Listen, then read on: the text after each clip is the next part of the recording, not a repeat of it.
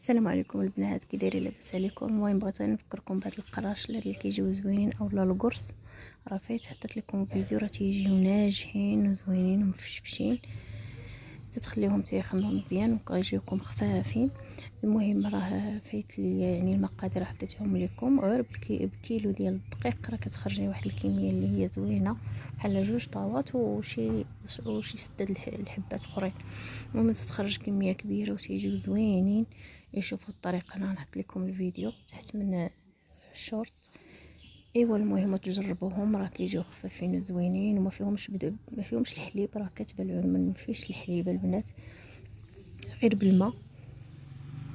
بالماء بغيتو ديروا فيهم شويه هذا الجنجلان والنافع، ما بغيتوش صافي كتخليهم غير هكاك، كيجيو رطبين وزوينين. نتمنى انكم تجربوهم ويعجبوكم ان شاء الله.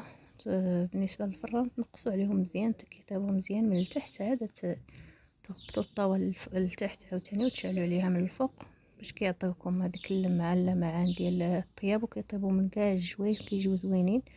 ومن طبيعه الحال كدهنوهم بالصفر ديال البيض مع شويه الحليب هكا مخلطين، صافي هو اللي كيعطي ديك اللمعه. هنا كنوريكم الشكل ديالهم النهائي. شوفوا شحال كيخرج لي كيلو ديال الطحينه، كيخرج واحد الكميه كبيره. ايوا هذا مكان البنات، نتمنى يعجبكم الفيديو، وسمحوا لي واخا غبرت عليكم. ان شاء الله دائما نحط لكم الجديد. شكرا لكم كاع اللي كيزوروا قناتي. الى فيديو مقبل ان شاء الله.